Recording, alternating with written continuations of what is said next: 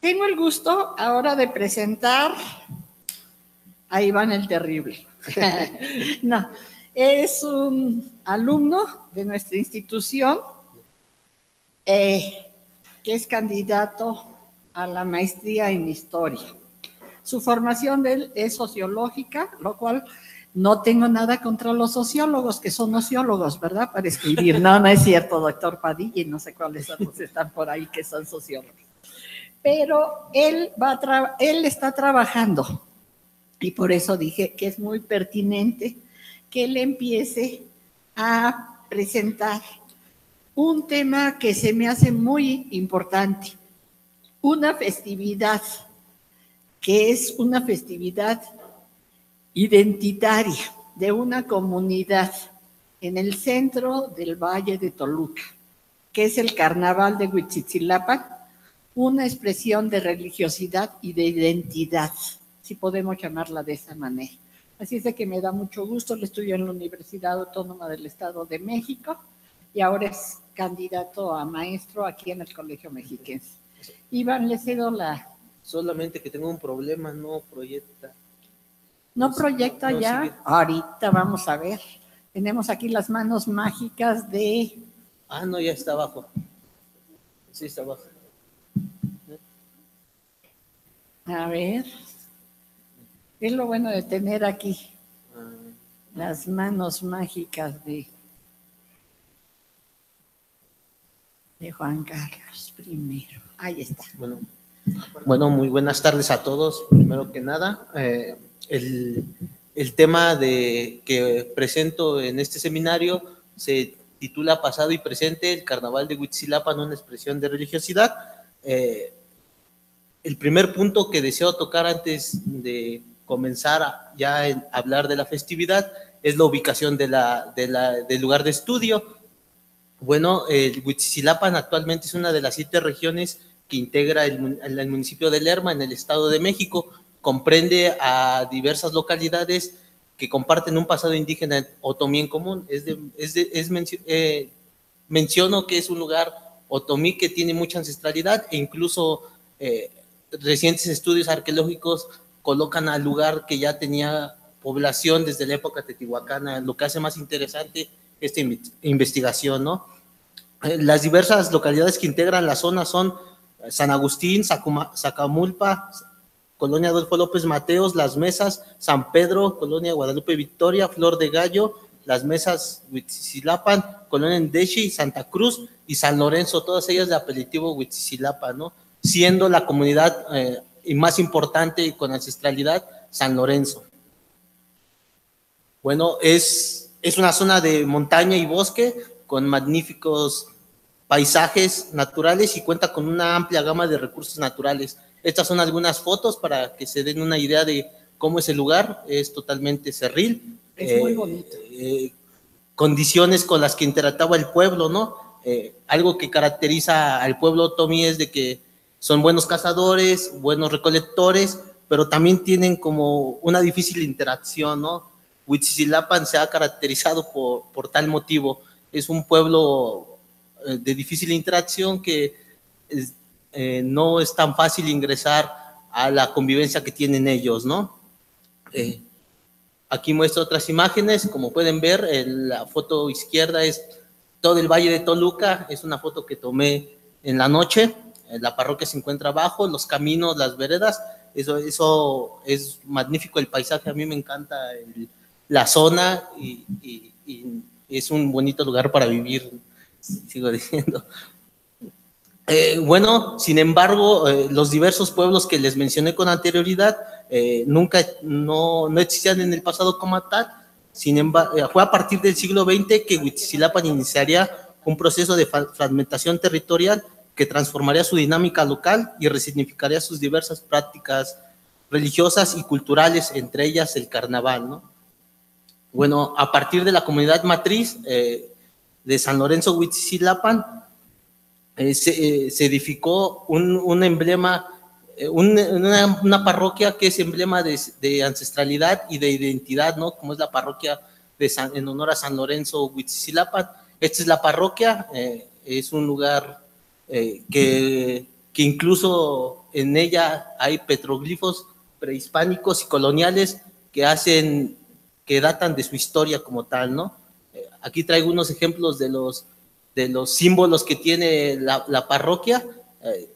Me llama mucho la atención que haya como ardillas, soles, ramas, águilas o ardillas como tal, ¿no? Pero no me quise meter tanto en el estudio iconográfico de este estudio, eso amerita un estudio más amplio y detallado, ¿no? Pero sí, la parroquia cuenta con este tipo de símbolos, ¿no? Que nos hablan de su historia como tal. E incluso investigaciones recientes y oralidades de las personas dicen que el monumento se edificó sobre un centro de culto de los antiguos otomís. Bueno, ya entrando en el tema de investigación, y para comprender el carnaval de Huitziliapan es necesario que hablemos de la cosmovisión que existe en el carnaval entre los pueblos otomís. Aquí quise rescatar algunos aportes de Galinieri y Carrasco que colocan a Sitú como el señor del monte o dueño del inframundo, que más o menos la celebración en honor a esta deidad se realizaba por los días de carnaval. Ellos plantean que hipotéticamente podría ser como un antecedente del carnaval de los pueblos otomíes, y en él interactuaban dos personas, los llanto, que son el cabeza de viejo o el anciano o su ancestro como tal, y él o la Malinche, un personaje andrógeno que simbolizaba la fertilidad. ¿Cuál era la tarea de estos dos personajes a la hora de realizar la festividad de honor a Sitú? Era encauzar su ira y su mal hacia el equilibrio del universo. Como resultado, ellos obtendrían prosperidad, beneficios y buenas cosechas. Bueno, ya entrando particularmente en el carnaval de Huitziliapan, se debe a una advocación cristera, es el señor de los trabajos. A él se le hace la celebración del carnaval de Huitziliapan, como aquí puse estas dos imágenes, perdón, el del lado izquierdo es la advocación cristera que tiene, incluso los pobladores me dijeron, más de 100 años, es de madera total, ya no se sale a las procesiones, ya no sale a interactuar con los grupos en el carnaval, de los cuales voy a hablar más adelante. Sin embargo, se ha elaborado una réplica de él, mismo que es el que sale y el que interactúa con los grupos como tal, ¿no? Bueno, otro aspecto que me parece importante mencionar es la cuestión de autoridades locales que se hacen partícipes en el local. Entre ellas destacan las mayordomías y las mayordomías religiosas y las autoridades civiles, como son los bienes comunales y el delegado de San Lorenzo Huitziliapan. ¿Qué importancia tienen ellos? Pues ellos son los encargados de la organización y de la logística en los días de la celebración, pero quizás las mayordomías tienen una tarea más importante dentro de ellas, ¿no?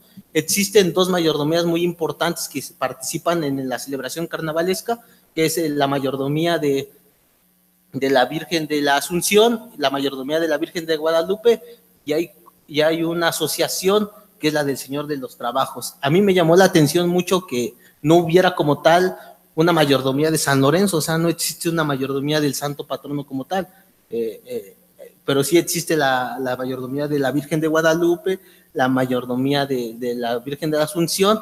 El 15 de agosto es muy representativo para los pobladores, el carnaval también, ¿no? En tanto, las autoridades locales y civiles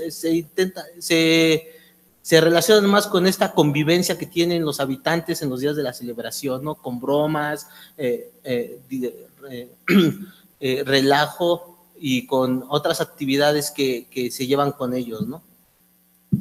Bueno, en este sentido, en el escrito enfatizo sobre dos cuestiones. Si ponemos en énfasis que la fragmentación territorial de Huitziliapan surgió en el siglo XX, logramos localizar personas ancianas que todavía nos podían hablar de este sentido que tenía el carnaval antiguo. Entre ellas, algo que me llamó mucho la atención fue que ellos no lo conocían como tal. Algunos ancianos, palabras más, palabras menos, me dijeron que era la fiesta del juego como tal. En otomí es Vivesh Kateni. Eso me llamó mucho la atención porque a la hora de preguntarles cuál era la traducción como tal, me dijeron es que no existe una traducción como tal, es como la fiesta del juego, como la fiesta de diversión. 3 puntos eran los que principalmente tenía el objetivo de esta celebración, que era el inicio de los trabajos agrícolas, la interacción con los ancestros, la cuaresma. Esto daría como resultado el alejamiento de los malos aires, traería prosperidad a la comunidad y habría buenas cosechas, ¿no? Es de mencionar que en el carnaval del pasado no existía la gama de localidades que existen en la actualidad. La fragmentación territorial se intensificó más a partir de la década de 1950, ¿no? Bueno, ¿cuáles eran los personajes principales que interactuaban en los días de carnaval de los abuelos, que yo he llamado en este apartado, ¿no? Que era el conocido el Huihuinche o Gemedu, que era como la cabeza de papel, él o la Malinche, ¿no? Estas fotos son recientes de la actualidad, pero platicando con los ancianos, más o menos me dieron una idea de cómo era el disfraz antes, ¿no? El disfraz que caracterizaba al Huihuinche era todo el camisa y calzón de manta, sombrero, guaraches, llevaba una máscara, en este caso pues, tiene una máscara ya más moderna, pero que simula al viejo, al antepasado que hablé anteriormente dentro de la cosmovisión otomí, y lo que caracterizaba a este tipo de personaje era la disecación de un animal con el que espantaban o simulaban espantar los malos aires de la comunidad o con los que asustaban inclusive a las personas, ¿no? Él o la Malinche era un personaje que simboliza la fertilidad. Para que se den una idea de cómo era su vestimenta, era una de mujer indígena, es decir, chicuete, camisa floreada, trenzas, y llevaba una canasta en la mano que llevaba incluso flores o dulces que iba arrojando conforme era la dramatización del carnaval, ¿no? Es importante mencionar que estos personajes bailaban al ritmo de la música de violín. Eso es muy importante mencionar, sobre todo porque cuando hable del carnaval actual van a entender que la música ha cambiado totalmente, es totalmente diferente. Bueno, los días de la celebración eran 3 específicamente, ¿no? Eran domingo, lunes y martes antes del miércoles de ceniza, y en cada una de ellas se hacían diferentes actividades. El domingo los pobladores desde muy temprano acudían a una misa, acudían a una procesión y posteriormente quemaban uno de los emblemas que me parece muy importante dentro de la celebración y que es característico de la festividad, que es la pirotecnia, que es el torito, ¿no? Que es la pirotecnia del torito es muy importante porque sin torito no puede haber carnaval, me comentaban los pobladores, ¿no? El martes tenía una característica muy en particular, que era la convivencia entre los vecinos como tal. Acostumbraban a ir a visitar casa por casa con el propósito de convivir con la familia visitada. En ellos se efectuaban algún ritual que me llamó mucho la atención, sobre todo porque abuelos me mencionan que simulaban limpiar con el animal disecado, el huihuinche, la casa. Eso significaba que iban a alejar los malos aires de la casa. Su visita era muy anhelada, a pesar de que ameritaba un gasto como tal, porque en ocasiones se les ofrecía un vaso de agua o un trago o comida. La espera de este día era muy importante, ¿no? Simbolizaba como traer prosperidad al hogar visitado, ¿no? El martes, el día de la celebración, básicamente era día también de quema del torito. Aquí quiero enfatizar que anteriormente había pocos grupos y se le conocían a todos como huihuinches como tal, ¿no? Y representaban el paraje del lugar donde vivían. No representaban como estratos de los nichos laborales más bajos como ahorita vamos a ver, sino que eran el huihuinche y el lugar donde vivía, el paraje donde existía o donde radicaba, ¿no?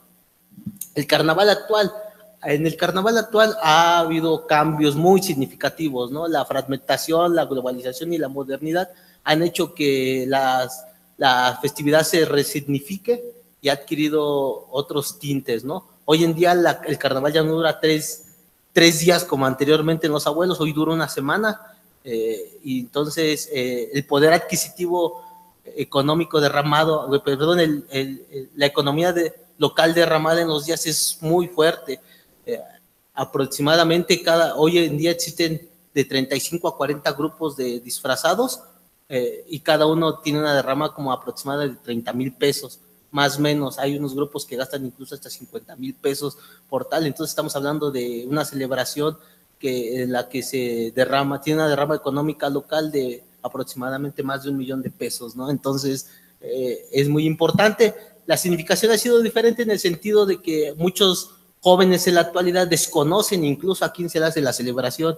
Al preguntarles a los jóvenes el motivo de la celebración, ellos dicen, pues por costumbre. Ellos saben que antes del miércoles de ceniza deben de hacer el carnaval, no saben el motivo o a quién se le debe de ofrendar en los días de carnaval, ¿no? Obviamente la influencia de la globalización ha hecho que crezcan los grupos y que la pirotecnia sea muy grande. Como ahorita traigo unas fotografías para que se den una idea de cómo ha cambiado esta festividad, ¿no? Existen tantos grupos, hoy los grupos actuales ya no representan al Huihuinche, sin embargo, los pobladores han tratado de rescatar el sentido del carnaval que tenían los abuelos, ¿no? Hoy existen, por ejemplo, personajes televisivos, hoy existen personajes de los nichos laborales más bajos, personajes de fantasía, personajes como, por ejemplo, aquí tenemos los lobos o los yeseros, ¿no? Que son como esos grupos que hoy representan o hacen la dramatización carnavalesca. Para que se den una idea, el Malinche o la Malinche aún se sigue conservando, pero en el nombre, más no así en la vestimenta. Por un lado tenemos a las Malinches que bailaban y con trenzas y con chincuete y camisa floreada. Sin embargo, hoy en día lo grotesco que hacen de la vestimenta del sexo opuesto ha hecho que se disfracen de esta manera, ¿no? Y que transgredan ciertas normas como tal. Bueno, lo que sí se ha mantenido como tal es el final del carnaval, que comprendía la purificación y los agradecimientos. ¿La purificación en qué consistía? La purificación consistía en ir a tomar ceniza al término del carnaval. Esta actividad principalmente la realizaban los abuelos, ¿no? Hoy en día los jóvenes, el cansancio, el desgaste físico o las consecuencias del consumo del alcohol hacen que duerman prácticamente el día y que no realicen esta actividad, ¿no? Por tal motivo los abuelos se llegan a quejar de que ellos no cumplen como el protocolo acorde a lo que se seguía, a lo que le dejaron sus ancestros como tal. Lo que sí se ha mantenido son los agradecimientos. ¿En qué consisten los agradecimientos? En subir en lo más alto de una montaña que se llama el Cerro de la Verónica. Ahí se ofrenda igualmente. Esa es una foto que tomé, y son parte de los disfrazados o de los que participaron en días del carnaval. Eso se ha mantenido. Sin embargo, los abuelos comentan o narran que esta actividad se debía hacer lo más pronto posible. Hoy en la actualidad esto no sucede así, ¿no? Algunos acuden 15 días después, otros incluso un mes después, ¿no? La justificación que hacen los pobladores es que la gran derrama económica que hicieron perjudica que se haga esta actividad, ¿no? Por lo que tienen que esperar a la quincena para subir como tal. Entonces, eso ya no se sigue, ha cambiado mucho, ¿no? Bueno, y las conclusiones, quería enfatizar en 3 cuestiones. Hay una resignificación de la fiesta, mientras que para los abuelos había como esa parte importante de cumplir un ciclo y de traer prosperidad, de interactuar con los ancestros. Hoy los jóvenes se ha vuelto como un proceso más moderno y por costumbre, ¿no? De los abuelos tenían un carnaval al que he denominado religioso indígena, porque tenía un objetivo, tenía parte de cumplir cierto ciclo. Hoy el carnaval es un carnaval moderno popular que por la globalización y la modernización ha cambiado y se ha ha resignificado sus prácticas, ¿no? Sin embargo, considero que la celebración se antepone al proceso moderno, pues a pesar de que ha habido cambios y transformaciones como tal, se sigue haciendo carnaval, se siguen haciendo devociones, se siguen haciendo agradecimientos y también se establecen lazos colectivos que permiten la cohesión social. Y para terminar, les traigo aquí algunas imágenes para que comprendan un poco más o tengan una visualización de lo que expuse como tal. No sé si se alcanza a ver, esta es una procesión del carnaval en los días de carnaval, son los mayordomos. Algo que es de mencionar también en las mayordomías de la región es que las mujeres deben cubrirse la cabeza, es básico, no pueden andar con el cabello suelto. Hay ciertas actividades que las mujeres deben hacer y los hombres no deben de realizar. Por ejemplo, para limpiar el lugar de los santos o el atrio de la Virgen de Guadalupe, solo son de las mujeres como tal, no pueden subir los hombres tienen otras tareas y las mujeres cumplen otras, ¿no? Se realiza una procesión antes del carnaval o durante el carnaval. Aquí tenemos a las mayordomas ofrendándole al Señor de los Trabajos, ¿no? Algo también que me llama la atención es que en los días del carnaval los personajes pueden ingresar con el disfraz, no se les dice como tal nada, ¿no? Se les tiene permitido. Obviamente aquí tenemos otra foto que nos habla del Señor de los Trabajos y de la importancia que tiene entre la población de Huitzilapa, ¿no? Bueno, también ha habido, esto es lo que me llamó mucho la atención, ha habido muchos cambios en la cuestión del sentido devocional de Huitzilapan. Ciertos grupos han disfrazado o han colocado un disfraz al niño Dios como tal. Por ejemplo, este niño Dios es el niño Dios barrendero. No sé si alguna vez han oído al Dios barrendero, ¿no? Como tal, niño Dios barrendero. También no pude fotografiar otros niños dioses, pero existe el niño bufón, existe el niño chicapia, existen ciertos grupos que tienen, son pocos, perdón, grupos que han podido disfrazar al niño Dios como tal, pero esto me pareció genial, ¿no? O sea, yo nunca, en mi particular punto de vista, nunca había visto un niño Dios barrendero, ¿no? Como tal, ¿no? Se le ofrendan dulces al niño Dios también, pingüinos ahí se ven, y cosas de Ricolino como tal, ¿no? ¿Pingüinos de dulces? Sí, pingüinos de dulces como tal, ¿no? Yo creo que pingüinos. Bueno, aquí también en esta fotografía quise destacar la participación de las mujeres que no hablé en los carnavales. La participación de las mujeres es muy importante dentro de ambas celebraciones, tanto en el carnaval de los abuelos como en el de la actualidad. ¿Por qué? Porque las mujeres en el pasado no tenían una participación directa en el carnaval, es decir, no se podían disfrazar. Sin embargo, en los días sus labores domésticas o las labores domésticas que realizaban eran muy importantes porque los hombres se disfrazaban y se la pasaban de fiesta. Entonces las mujeres tenían que ostentar y organizar el carnaval como tal, ¿no? Pues ellas proveían alimentos, daban bebida, ¿no? Entonces la tarea de la mujer es muy importante dentro de la celebración. Hoy en día las mujeres sí pueden participar directamente, es decir, sí se pueden disfrazar, sí se pueden bailar, pueden bromear, pueden tomar alcohol como tal, ¿no? La otra tarea de las mujeres como tal es la purificación de la pirotecnia, que es el símbolo como más importante de Huitzilapan, que es la purificación, lo bendicen para que no haya quemados como tal, y esa es una tarea muy, muy, muy importante, ¿no? Esa es la parte que es importante. Huitzilapan, que me parece importante, Huitzilapan se ha caracterizado por poseer toritos de pirotecnia muy grandes, ¿no? Incluso aquí pueden ver que es un torito de pirotecnia cargado como entre 12 personas, ¿no? Entonces ya se imaginarán la dimensión del artefacto que es, ¿no? Vean este también que lo cargan entre 6, ¿no? Este que lo cargan como tal, este que lo cargan entre 6, entonces son toros muy grandes. En la actualidad esto no existía como tal, solamente había un toro que cargaba una persona y que él era el único que quemaba, ¿no? Y aparte, agregándole a esto, por las noches los pobladores acostumbran a intensificar los fuegos artificiales, es decir, los buscapiés se llenan, o sea, están llenos de buscapiés como tal, ¿no? Incluso por vara llegan a tener hasta 80 buscapiés como tal, que salen de manera dispersa sobre todos los que bailan, ¿no? Bueno, estas son fotos de la imagen, como aquí pueden ver, incluso hay un grupo hasta de niños. Esa la tradición oral que se va pasando de generación en generación. Ellos, al preguntarles que si no tenían miedo de encender el toro de pirotecnia, porque realmente es muy peligroso, el trueno, los fuegos artificiales suenan muy cerca, ¿no? Y ellos me comentaban que no, que para ellos era un orgullo y una tradición participar ya como desde muy pequeños, ¿no? Se juegan bromas como tal, las mujeres le comento que ya se pueden disfrazar, es una chica que va incluso en zancos bailando. Hay un proceso moderno, la bandera de Estados Unidos no sé qué tiene que ver como tal con el carnaval, ¿no? Migrantes contra Trump.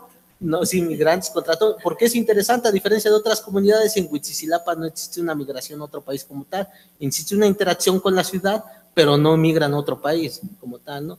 Vean aquí, tomando un torito como tal, y esta es la festividad de noche, vean lo peligroso que es, los fuegos artificiales que hay, ¿no? Todos estos son pirotecnias, chispas de fuegos artificiales. ¿Cuántos quemados hubo? ¿Verdad? ¿Cuántos quemados hubo en este carnaval? ¿Cuántos quemaron? Quemados. Quemados. ¿No se quemaron? No tengo el dato, pero sí ha habido muchos quemados históricamente. Incluso hace como 4 años una persona perdió el ojo, le pegó el artefacto, el buscapié en el ojo y perdió el ojo como tal, ¿no? Porque Dios así lo quiso. Sí, e incluso una anécdota muy interesante que pasó en el pueblo es que pues los sacerdotes que llegan pues llegan como de alguna manera a imponer, ¿no? Y tratan de quitar la celebración como tal, ¿no?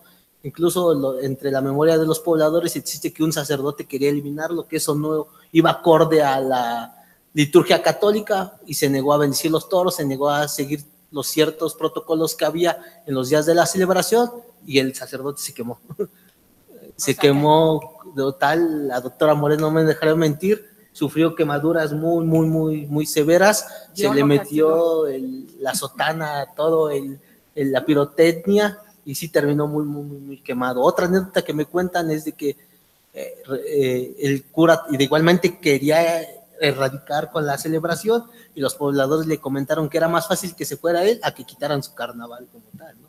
Entonces nos habla, vean aquí hasta sin playera hay como tal, baile y baile, no les importa quemarse como tal, pero sí hay bastantes quemados, ¿no? Entonces aquí la persona que quería correr se cayó, ¿no? Entonces como tal, vean las chispas, vean otros artefactos, vean cómo incluso 3 personas incendiándose debajo del torito, no les importa porque pues, para ellos es divertido y es parte de su tradición y de su identidad, ¿no? Y bueno, eso sería todo y muchas gracias. Muchas gracias a ustedes. Vienen las preguntas. Yo creo que es muy interesante porque ahora sí ha perdido este sentido de carnaval. Si antes era religioso, ahora ya nada más es transgredir las reglas, punto. Y ustedes lo pueden ver conforme nos lo fue explicando Iván, el maestro Iván, en este sentido. Quiero a ver qué preguntas tienen, qué dudas. Toño y Erika. Es Erika. Tengo algunas preguntas y comentarios, voy a tratar de ser breve. El primer comentario tiene que ver con esta figura crística que tú manejas, el Señor de los Trabajos. Bueno, por lo que nos presentaste, tu trabajo está más enfocado a hablarnos sobre el carnaval, sobre sus cambios y sobre sus permanencias, pero creo que valdría la pena también que ahondaras un poco en quién es este Señor de los Trabajos. Es decir, bueno, el nombre nos advierte que la población así lo denomina, pero teológicamente, ¿a qué imagen corresponde? Nos queda claro que es un Cristo, pero ¿en qué advocación? Creo que había que profundizar sobre ese aspecto. Luego, hay varias cosas que dejas, que tu trabajo deja entrever y que uno las deduce, pero creo que valdría la pena también que las incorporaras. También nos queda muy claro que el trabajo que tú presentas, que el carnaval está muy impregnado de todas estas cuestiones agrícolas, porque el espacio donde se realiza es un espacio agrícola. Entonces creo que tendrías que enfatizar también ese aspecto, es decir, vincular cómo estas manifestaciones religiosas están ligadas al espacio y sus características. Creo que es algo que habría que reforzar más. Otro aspecto, creo que las fotografías también dan para un análisis mucho más profundo. Me llamaba la atención cuando nos presentabas estas imágenes de él o la Malinche. ¿Por qué usan, por ejemplo, el chiquihuite? El chiquihuite tiene connotaciones agrícolas vinculadas con la fertilidad muy decisivas y creo que no lo enfatizas tú. Entonces creo que habría que tomar en cuenta hasta el más mínimo detalle porque esos detalles hablan mucho, son muy significativos. Otra cuestión, te digo, es que tu trabajo deja entrever varias cosas, pero que tú no señalas de manera explícita.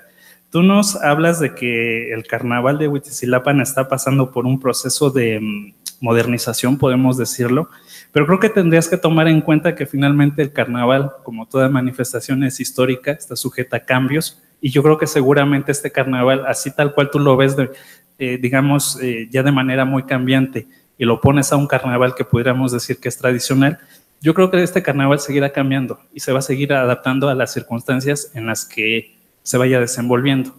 Entonces, es algo que igual también tienes que dejar muy claro. No es tanto que se esté perdiendo, yo creo que se está reestructurando. Y bueno, también quería preguntarte, ¿cuál es la postura del párroco respecto a estas manifestaciones?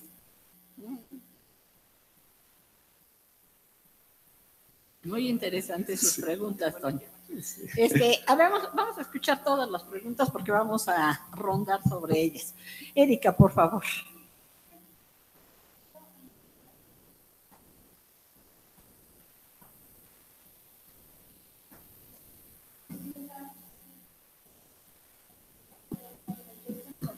Presentaste sobre el carnaval.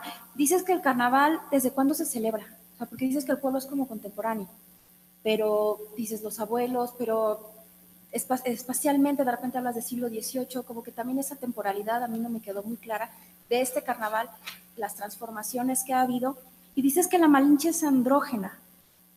Ahí eso tampoco me queda claro, creo que es andrógina. Creo que ahí queda, creo que es más bien que es andrógina. ¿Y por qué? O sea, este personaje, ¿por qué tiende a cambiar? O sea, ¿por qué esa personalidad múltiple se le ha dado en el carnaval? Bueno, sí lo sabes, ¿no? Porque a veces son usos y costumbres. Y bueno, más que nada lo del Cristo, a mí me llamó la atención porque no entiendo como la relación. Bueno, entiendo la imagen, pero decías que lo sacaban en procesión y ahí como que ya no me quedó muy clara esa relación.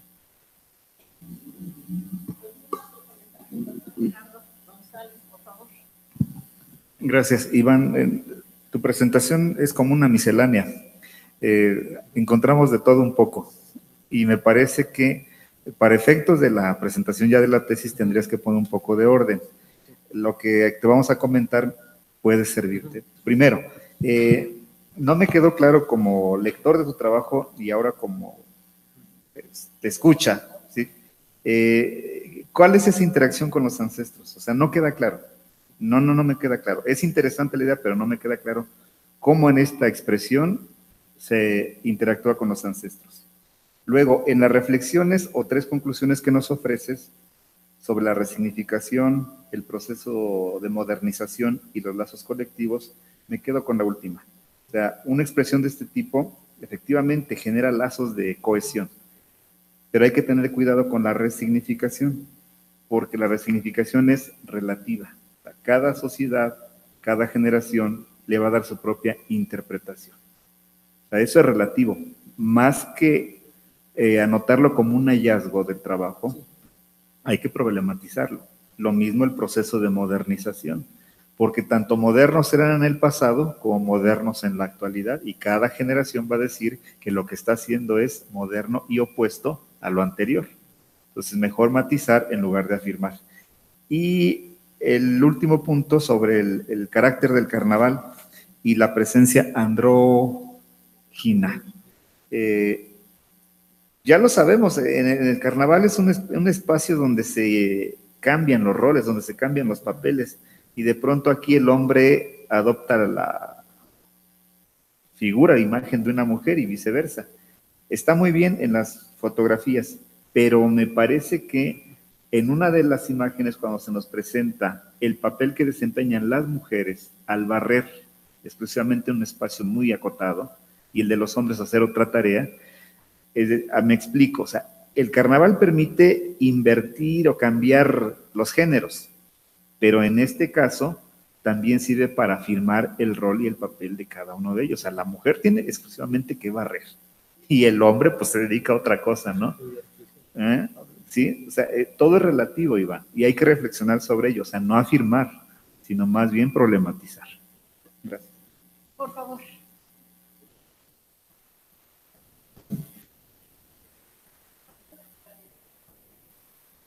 Pasa que nos centramos tanto en el carnaval que nos olvidamos que es el previo a la Semana Santa. Entonces esta contraposición de sagrado profano es muy importante, creo que resaltarla para ver la oposición del festejo. Por otro lado, también los carnavales, a veces se nombran danzas, a veces se nombra como fiesta, a veces se nombra como recorrido, como paseo. Entonces, todas estas connotaciones hablan de un tipo de celebración. Indagar en estas diferencias creo que podría ayudar a definir. En este caso, el carnaval es una danza, es un paseo, es una celebración, es todo junto, ¿no? Y al lado de esto, entonces, delimitar el espacio, el tiempo y los actores de este carnaval. Ahora también en relación con la Malinche, también lo que sucede cuando el carnaval es una danza, los hombres vestidos de mujer aparecían en estos carnavales porque las mujeres no podían participar y se necesitaba representar a una mujer en el carnaval, pero como no podían participar, entonces los hombres se vestían de mujer.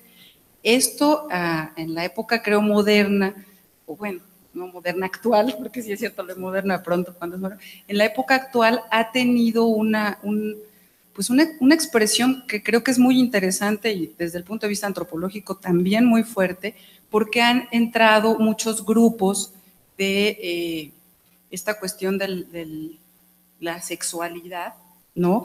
Grupos de palabra para no decir gays, porque creo que es faltarles al respeto, pero bueno, de gays que aprovechan estos espacios para hacer su comparsa y poderse vestir de mujer. Entonces, en los carnavales actuales en las ciudades es muy, bueno, en Veracruz es impresionante, ¿no? Son muchas comparsas en donde digamos que salen del closet o pueden tener esta oportunidad de manifestarse y que ya muy poco tiene que ver con la religión en términos de una celebración religiosa. Tiene mucho que ver con la transgresión y con hacer todo lo que se puede antes de la Semana Santa. Entonces yo creo que este paso, esta transición del carnaval tradicional al carnaval de la actualidad, lleva muchos hilos conductores que se podrían ver, ¿no? Porque también este torito que se convierte en dragón, ¿no? De pronto la pirotecnia se vuelve más importante que otros elementos del carnaval, ¿no? Entonces yo creo que sí es un tema muy, muy rico en donde se puede ir desmenuzando en todos los elementos que conforman o una danza o una fiesta y ubicarlos en este eje de sagrado, profano y las diferentes participaciones, porque efectivamente ya la mujer en algunos carnavales puede participar. Pero entonces la malincha o maringuilla, que se llama en otros contextos, en Veracruz, por ejemplo, era porque no podían haber mujeres en la calle, ¿no? En algunos lugares se disfrazan de payasos o se disfrazan de diferentes personajes, pero siempre con máscaras. Entonces ahora quizá un cambio muy importante es la participación de la mujer, que ya puede salir y hacer el mismo relajo que el hombre, está permitido, ¿no? Entonces yo creo que es un tema muy, muy amplio, muy interesante. Esos serían algunos comentarios. Por favor. Todavía hay otros. Por ese, sí. Ahorita, Carlos. Buenos días y gracias por la invitación y me parece muy interesante también este trabajo. Yo solo una pregunta en el sentido de las flores o los adornos florales. Me llamó la atención lo vistoso de los colores de las flores en este ámbito del carnaval, si tiene algún significado especial este colorido y las formas en cómo están los adornos. Y el otro detalle que me llamó la atención fue el uso de las blusas a rayas en ambos. ¿Como de cárcel? Sí, como si tiene también algún significado específico en este ámbito del carnaval. Me imagino que estas fotos fueron de este año, ¿no? Sí. Fueron fotos de este año. Ah, ok. Pero antes sí aparecían con flores, ¿no? Sí, con es que no he floreadas. encontrado una foto de cómo era la mujer o cómo era representado el personaje de la Malinche antiguamente. Traté como de conceptualizar más o menos el disfraz como tal, ¿no? Pero la Malinche ahorita adquiere como el disfraz al grupo al que pertenece como tal. por favor. A mí me gustaría preguntarte acerca de, por acá, me llamó mucho la atención el proceso que hablabas de purificación de la pirotecnia que es a cargo de las mujeres. Desde un punto de vista pues alejado de estas costumbres, yo pensaría que quien da como la bendición sería como el propio sacerdote, pero pues me gustaría que me explicaras más acerca de este proceso porque me parece interesante que sea la mujer quien lo haga. Sí, y falta nada más la participación del... Acerco un poco. Bueno, me sumo a los cuestionamientos. Me parece que también como pensar mejor los conceptos que utilizas, por ejemplo, el de resignificación, porque a mí me remite que realmente el carnaval ya no lo están haciendo por una cuestión religiosa, sino lo están haciendo por otra finalidad, no sé si echar relajo o porque hay como otro tipo de, digo, yo no sé, yo ignoro cuáles son, si es que en esta región, en este poblado hay como políticas, no quiero llamarlas de turismo, porque ya hemos hablado de turismo religioso, por ejemplo, ¿no? Y cómo se incrementa todo esto. Digo, me llama la atención que tú dices que el carnaval duraba 3 días y hoy lo han extendido a una semana, ¿no? Hablabas de la derrama económica. Yo no entendí si es una derrama económica por los gastos que ellos hacen en cuanto a los trajes, la pirotecnia, o porque está atrayendo una economía, digamos, positiva a la zona, a la región, en cuanto que es un punto de turismo religioso, como te digo. Entonces, abundar un poco por eso, ¿no? Ahora, también mencionas tú que no es una población migrante, o sea, no, como que eso no es su característica principal, ¿no?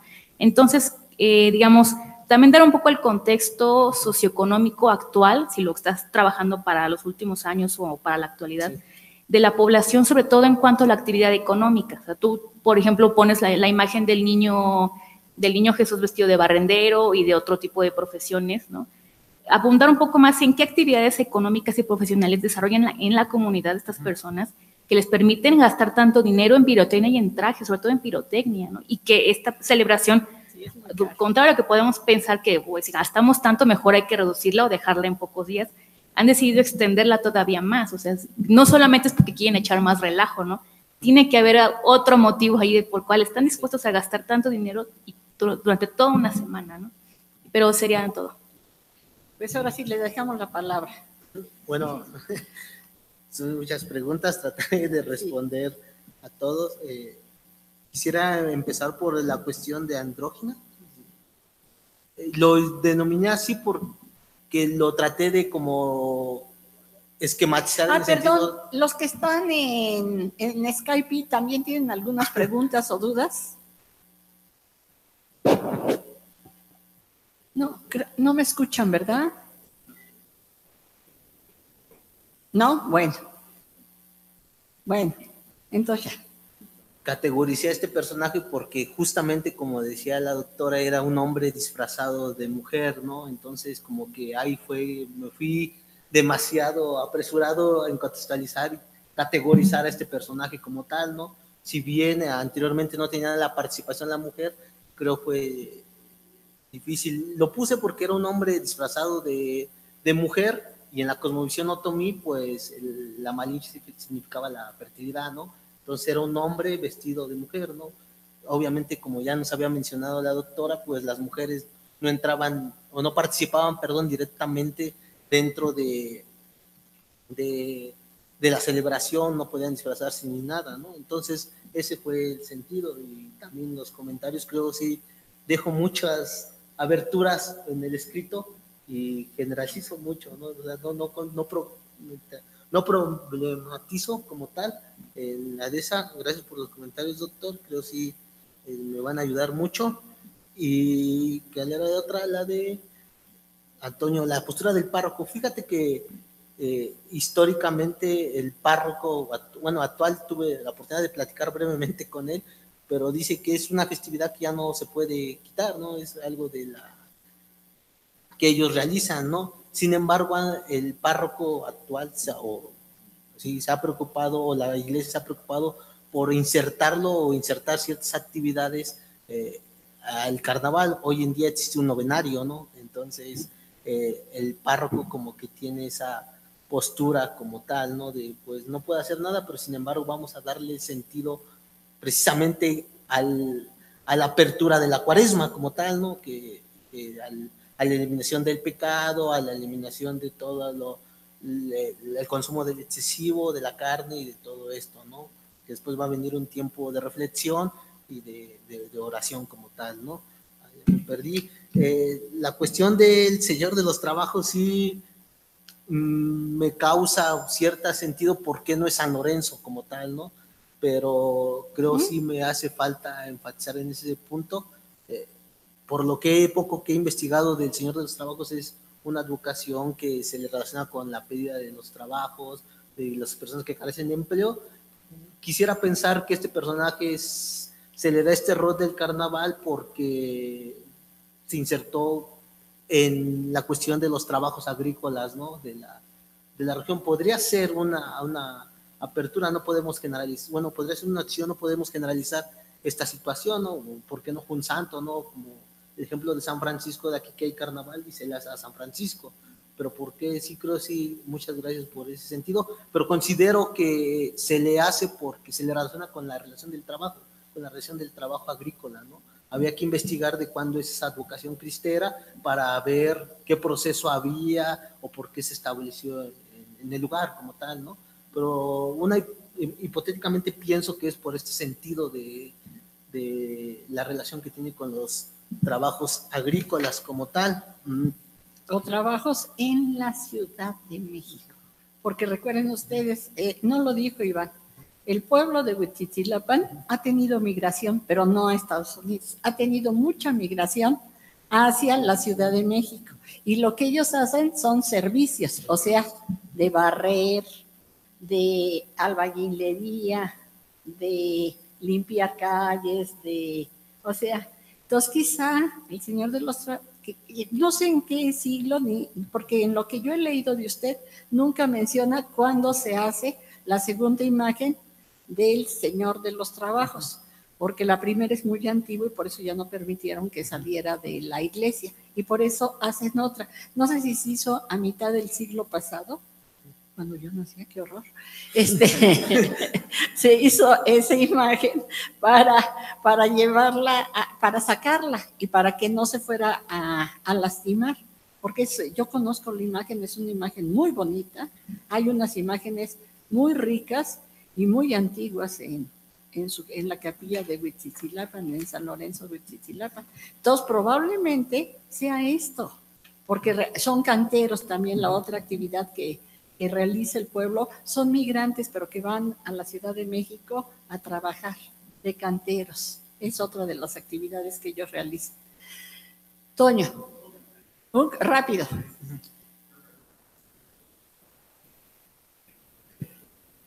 Tenga. Qué bueno que piensa. Y que pudiera ser obedecer a esto que señala.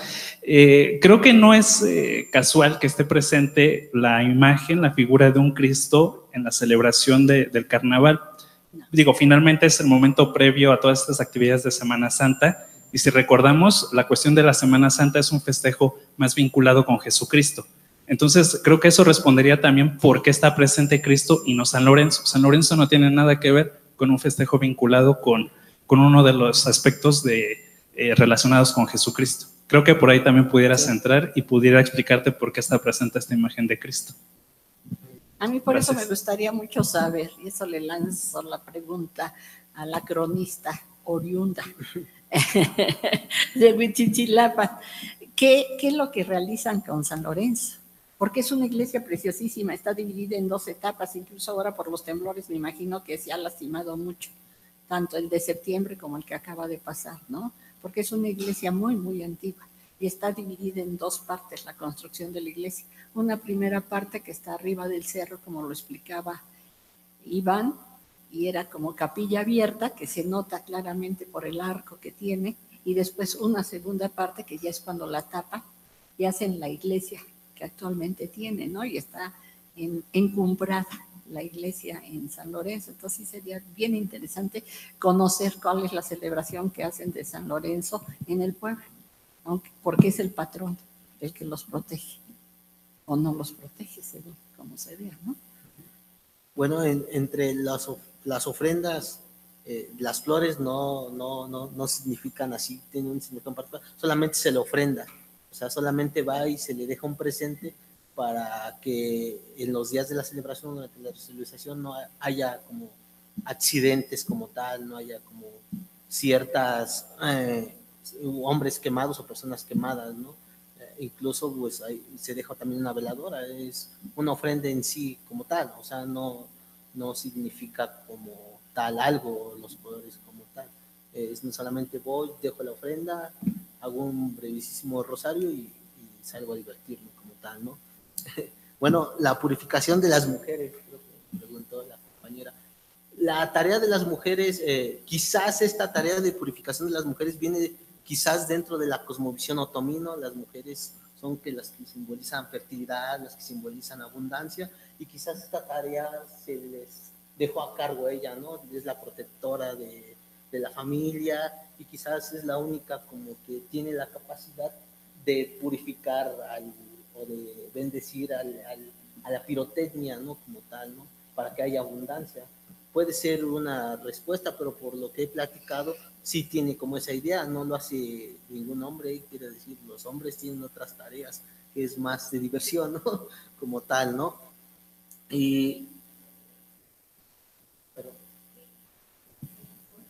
Solamente implica la encendida de una veladora que se deja en la iglesia y con sumerio y incienso lo empiezan a vertir por todo el cuerpo de la pirotecnia, del fuego artificial como tal. Solamente es eso. Bueno, sí, la compañera reestructuración del turismo religioso, yo hablaba de la derrama económica, pero es decir, en disfraces también hay una economía local, se vende cerveza, se vende cuestiones de antojitos mexicanos, se vende, es una feria como tal, o sea, eso implica, ¿no? El contexto total de la economía. ¿Pero llega gente de fuera? Sí, el poder de convocatoria, a eso iba también, doctor. El poder de convocatoria que actualmente tiene es impresionante, ¿no? O sea, chequé el censo de Protección Civil de Lerma hace poco y decía que aproximadamente como unas 4,000, 5,000 personas al día, no estamos hablando de casi 30,000 personas, 40,000, incluso la doctora, la cronista no me dejará mentir, incluso no se puede ni caminar en los días de carnaval, vas así, y luego si no eres hábil para caminar en un cerro, pues sí sufres ciertos accidentes porque está,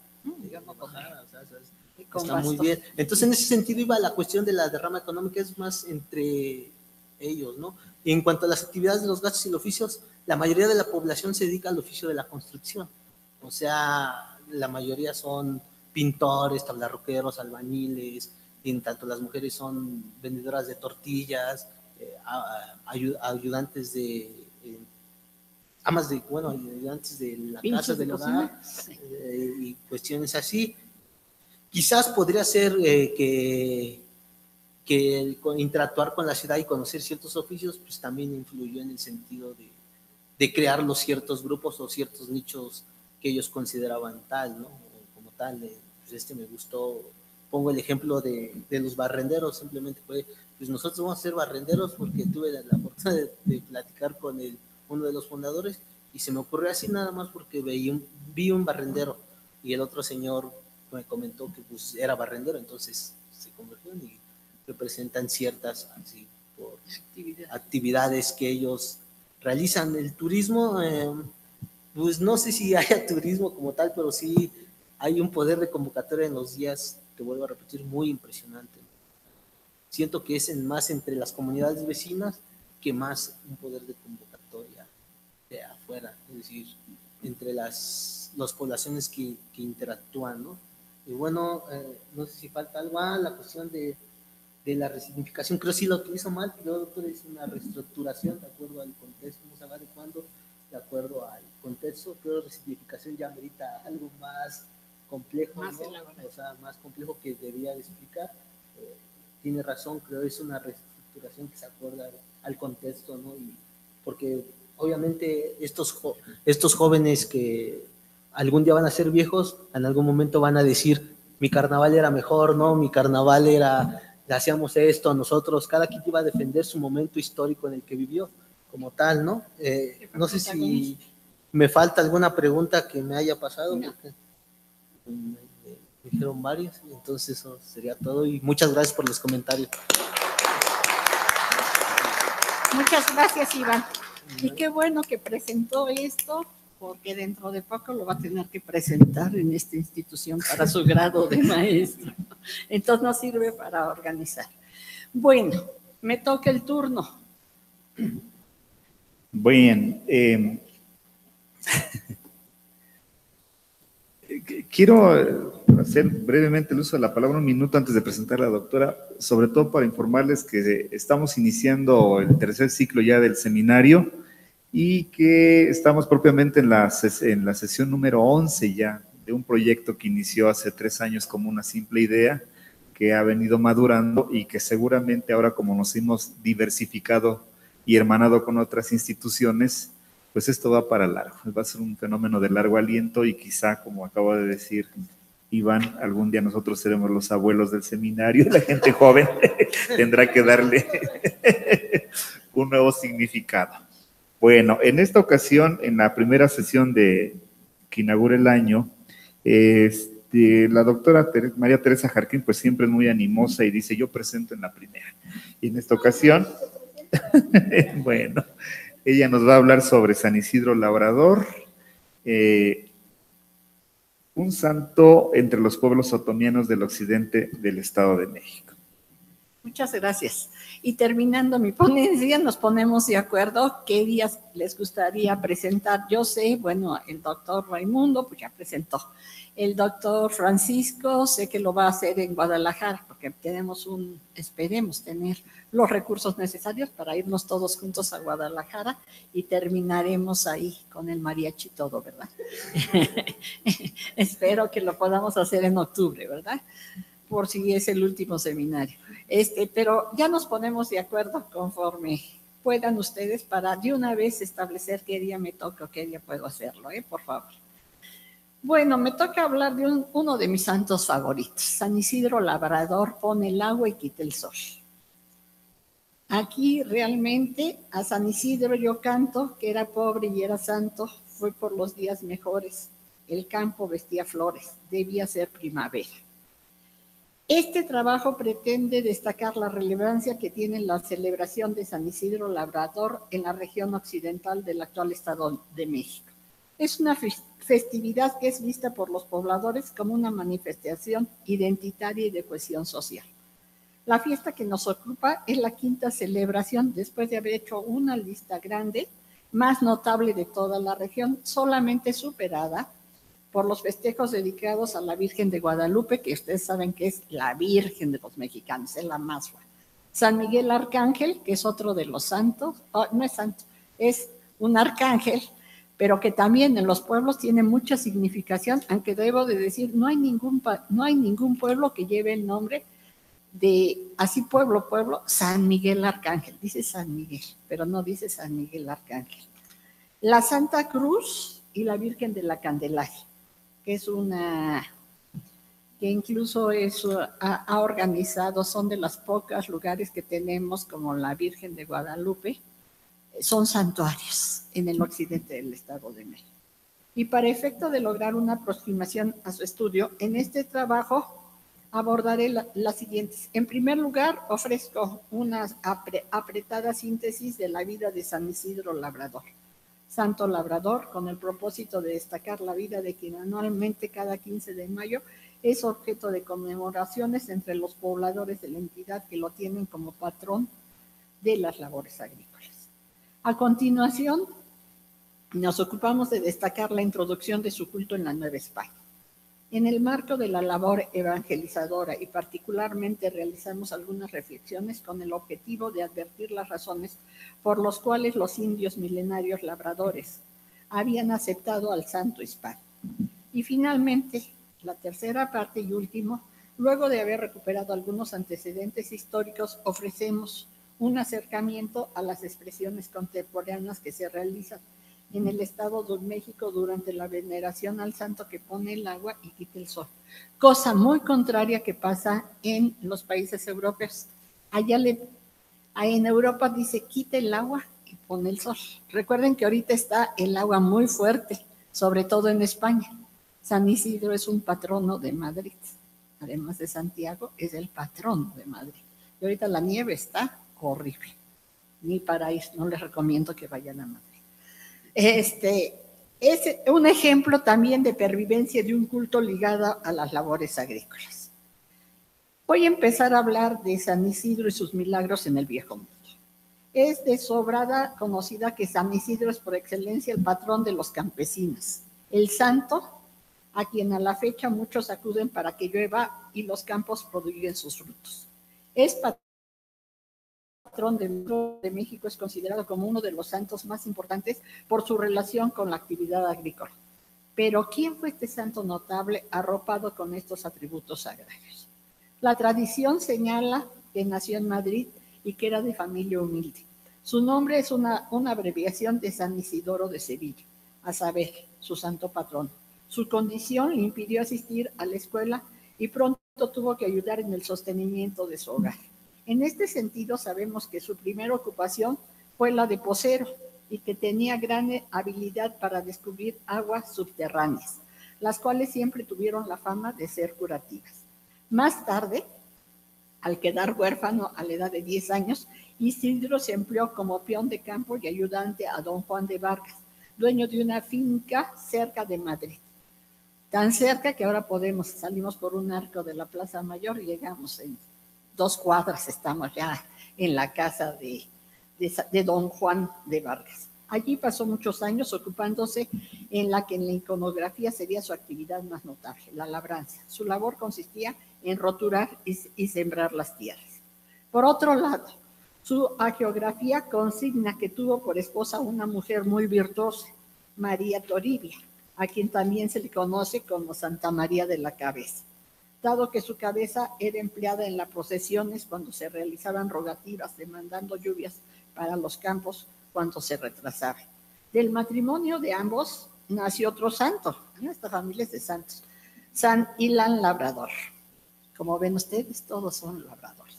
Pasando al asunto de los diversos milagros que se le atribuye, la tradición consigna que uno que involucra precisamente al hijo del santo labrador cuenta la historia que cierto día, estando ocupado en las labores del campo, Isidro y su esposa dejaron a su hijo junto a un pozo profundo, en el cual cayó por accidente. Alcanzaron a ver esto los esposos y corrieron para rescatar a su hijo, no sabiendo qué hacer, se arrodillaron y rezaron con tal fe que las aguas del pozo comenzaron a subirlo, o sea, el chorro, saliendo sobre ella la canasta del mismo y con ella el niño que no sufrió daño alguno. San Isidro siguió trabajando con don Juan de Vargas, quien le reconoció su trabajo y rápidamente lo trató como a un hermano, a tal grado que le dio la libertad de asistir diariamente a la iglesia del lugar para rezar, acto que Isidro tomó por costumbre, levantándose muy temprano para orar y después irse a trabajar. Y es aquí donde tiene lugar otro de sus milagros, dado que la leyenda expresa que cuando Isidro oraba, los ángeles trabajaban. Es lo mismo que yo hago. Yo rezo y mis niños trabajan. A realizar las faenas agrícolas, y no voy a ser santa, a realizar las faenas agrícolas que les correspondían.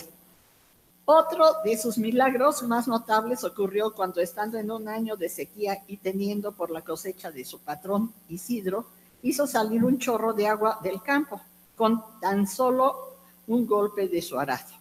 El milagro consiste en que salió tanta agua que con él pudo abastecer a toda la ciudad de Madrid. San Isidro incluso presintió, como resultado de una enfermedad que sufrió, que la muerte llegaría y se preparó para ella con redoblado fervor y con la más tierna devoción, paciencia y alegría. Esto sí no lo tengo. Se cuenta que al recibir el último sacramento de la comunión, conmovió a todos los que estaban presentes. Expiró el 15 de mayo de 1170, teniendo cerca de 50 años. Yo ya los pasé. Su muerte fue glorificada por los milagros. Y después de 40 años, su cuerpo fue trasladado del cementerio a la iglesia de San Andrés y fue situado en la capilla del obispo, y a partir de entonces empezó a ser venerado por una sucesión de frecuentes milagros. Miren, aparece ahí su cuerpo, que se supone que no está incorrupto, todavía lo podemos ver de esta manera. En la foto la saqué, pero no saben cómo costó trabajo. Por otra parte, sabemos que San Isidro fue canonizado el 12 de marzo de 1622 por el Papa Gregorio V. No, Gregorio XV. Se le representa con ropa de campesino y los aperos agrícolas cerca de Los Ángeles. Se le considera como protector de agricultores, braceros y carreteros. Su devoción particular es para solicitar la lluvia en los meses de sequía y es patrono de Madrid, como ya se ha señalado. Cabe destacar además que el Papa Gregorio XV lo canonizó en el año de 1622 junto con los también españoles Santa Teresa, San Ignacio, San Francisco Javier y el italiano San Felipe Neri. Todos estos santos que fueron canonizados muy rápidamente van a ser muy venerados en Hispanoamérica, que eso también llama mucho la atención. Hasta aquí tenemos a un santo que por las características apuntadas, su ocupación y su sencillez, su vida humilde y su origen hispano, sería célebre entre las masas y entre los labradores del territorio madrileño, de donde era patrón y del hispánico. Asimismo, encontraríamos que a partir de su canonización, el santo encontraría arraigo en los territorios americanos sujetos a la monarquía hispana. Santo lluvioso y mediador de las ocupaciones agrícolas. Con estas características va a llegar a la Nueva España, donde ciertamente ocuparía un lugar destacado entre los labradores del virreinato. La fiesta de San Isidro en Madrid. Primero voy a hablar de lo que pasa en Madrid y después lo que pasa aquí. Pero antes de intentar acercarnos a la recepción de San Isidro entre la población de la Nueva España, concretamente entre los naturales quienes se ocupaban de las labores del campo, conviene revisar brevemente la fiesta que en honor a su patrón realiza Madrid hasta el día de hoy. En este tenor, las fiestas comienzan con un pregón, actuaciones musicales y verbenas en la pradera de San Isidro, Parque de las Villitas o Plaza Mayor y una feria taurina. Los actos religiosos comienzan el domingo anterior con la bendición del agua de la Fuente del Santo, que está en la casa del señor Vargas. Y durante la semana se veneran las reliquias del santo en la ermita y culminan el día 15 de mayo por la mañana en la ermita concurrida por miles de personas. Las celebraciones se clausuran en la ermita del santo el domingo siguiente con el canto del Regina Coeli a la Virgen en la Real Colegiata de San Isidro, sepulcro del patrón de Madrid. Y el 15 de mayo por la mañana tiene lugar la solemne misa pontifical, presidida por el cardenal arzobispo de Madrid, con presencia del cabildo catedralicio en pleno y organizada por la Congregación de Naturales. A este acto acuden las principales autoridades de la ciudad y comunidad, representantes de los cabildos de las órdenes militares, de cofradías, congregaciones y hermandades de Madrid, y hasta la fecha lo siguen haciendo. Los días previos al 15 de mayo, los madrileños acuden a venerar las reliquias del santo y a visitar el camarín de San Isidro, donde se encuentra el arca del siglo XVII, que contiene el cuerpo incorrupto de San Isidro y la urna con las reliquias de Santa María de la Cabeza, lugar al que se puede acceder en esos días. Por la tarde, la procesión que sale de la Real Iglesia, a la cual no se excusa comunidad ni cofradía alguna de la que es costumbre asistir, a la del Corpus, organizada por la Congregación de Naturales de Madrid. La procesión tiene su salida de la Real Colegiata de San Isidro, y los santos labradores en talla de madera recorren los lugares que recorrieron en su vida diaria. Calle de Toledo, la Plaza de Segovia Nueva y Puerta Cerrada, donde estuvo una de las puertas de las murallas de Madrid. Calle de San Justo, pasando por la casa de Juan de Vargas, Plaza del Cordón, calle Sacramento, calle Mayor, junto a los restos de la iglesia de Santa María y calle Bailén para entrar en la Santa Iglesia. Me falta hacerles un mapita de todo esto. En la iglesia catedral de la Almudena, momento emotivo en el que los santos labradores vuelven a estar a los pies de la advocación de la Virgen a la que profesaron tanta devoción.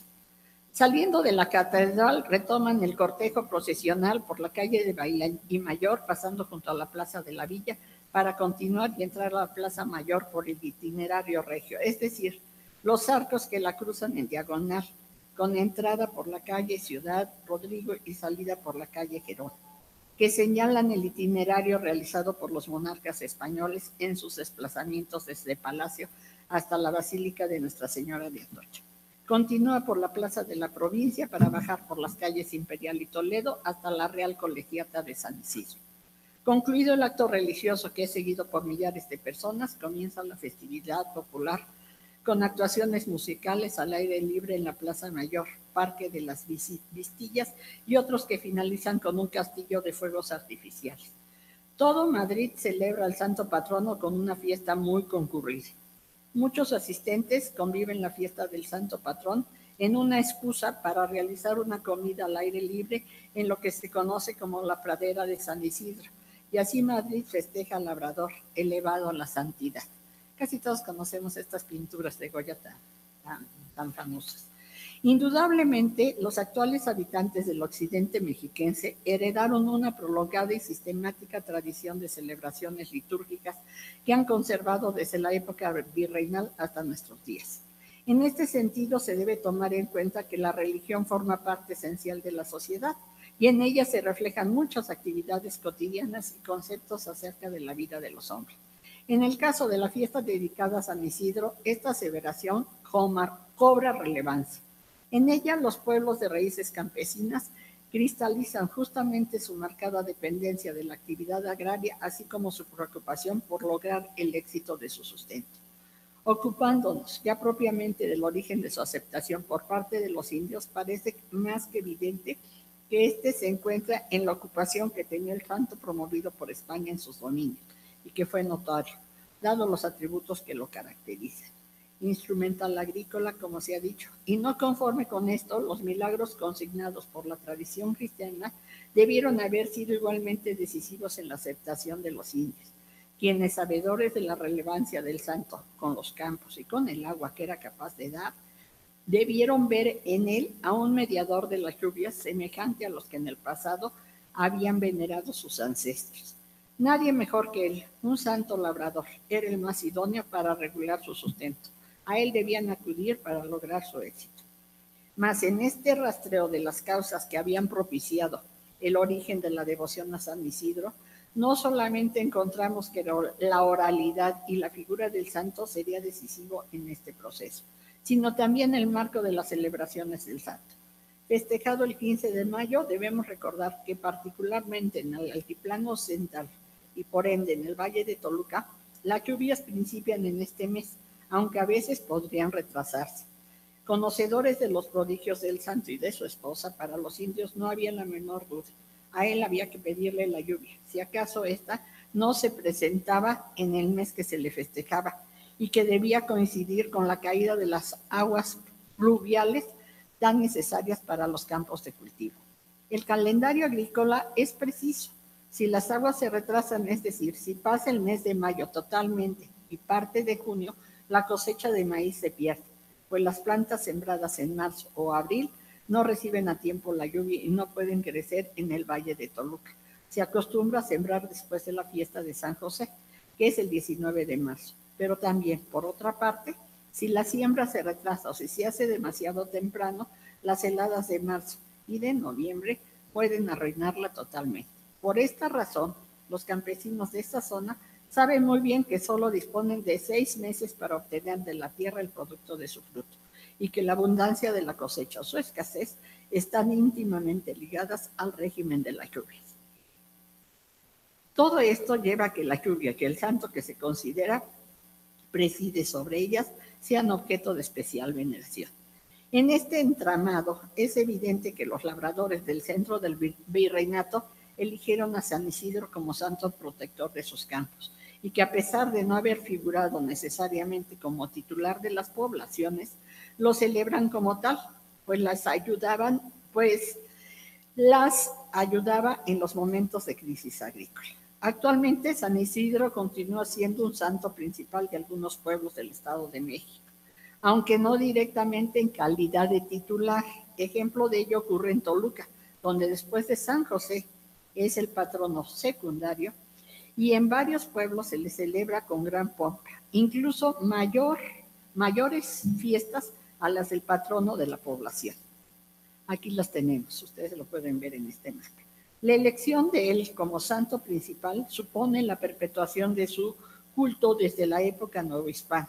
Se le dedica un altar y en algunos casos una iglesia. Se confecciona una imagen, se le da renta fija para su fiesta y se nombra mayordomos. Además, pensamos que durante los siglos XVII y XVIII en estas poblaciones trataron de adquirir reliquias de él, como sucedió en otras ciudades de la Nueva España, siendo el caso de San Hipólito en la Ciudad de México, donde lograron obtener una reliquia del santo gracias a los buenos oficios de un ciudadano devoto e interesado en 1571. Por otro lado, es conveniente decir que las antiguas ceremonias para la agricultura se han conservado en diversas comunidades hasta la actualidad. Si bien han incorporado nuevos elementos y sustituidos otros, el ejemplo más representativo que vamos a tomar es el culto a San Isidro Labrador en el municipio de Metepec. Cabe aclarar que esta manifestación actual de culto es la culminación de la misma celebración religiosa en varios pueblos de la SED. Uno es el de Santa Ana Tlalpaltitlán, donde inicia la festividad, continúa en la comunidad de San Mateo Otzacatipan. Ambos pueblos fueron visitas de la ciudad de Toluca. Y después se va hacia los pueblos de visitas de Metepec, que son San Francisco, Coachusco y San Felipe Tlalmimilorpa, entre otros, llegando finalmente a la cabecera de doctrina de Metepec. Sobre estas fiestas versan las siguientes líneas. Festival en honor a San Isidro Labrador. O sea, voy a empezar por Tlalpaltitlán. La festividad dedicada a San Isidro en el pueblo de Santana, Tlalpaltitlán, es una tradición que tiene más de 100 años, celebrándose según los vecinos del pueblo. Esta celebración es una de las más importantes junto con la de la patrona del pueblo, la señora Santana. Esta conmemoración llegó a ser muy importante desde el siglo XVII en Santa Ana, Tlalpaltitlán, hasta la actualidad, por ser el patrono de la agricultura y traer la lluvia como en la mayoría de los pueblos del centro de México. Los habitantes de este lugar se dedicaron a la siembra de maíz, encontrando en San Isidro a un patrono de los campesinos que intercedía por ellos. Lo primero que realiza la mayordomía encargada de la festividad de San Isidro es la recolección de donativos para la fiesta en las casas del pueblo. Estas donaciones varían, ya que algunas personas apoyan con dinero, otras obsequian premios para quienes participan en el paseo y algunos más dan gruesas de cohetes o comida. 9 días antes del 15 de mayo inician los festejos religiosos con una novena celebrada con misas a las 7 de la mañana. Después de cada celebración, los mayordomos obsequian atole, tamales, pan de dulce o algún otro alimento a los asistentes. El 14 de mayo se hace la reunión de imágenes en casa de algunos de los encargados de la fiesta.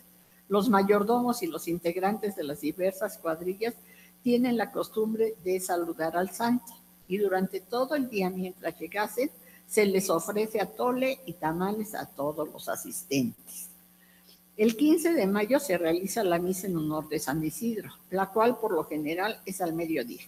Cabe señalar que antes de que se inicie la celebración salen las imágenes en procesión, desde la casa del mayordomo donde llegaron el día anterior hasta la iglesia principal. Debo de aclarar, las imágenes son de cada familia, no son de capillas. Cada familia lleva su imagen de San Isidro. Posterior a la solemnidad religiosa se hace la quema de cohetes toda la tarde y la población se prepara para el paseo del día siguiente. El paseo de la agricultura o de los locos, como se le llama. Se lleva a cabo siempre el día domingo y posterior al 15 de mayo.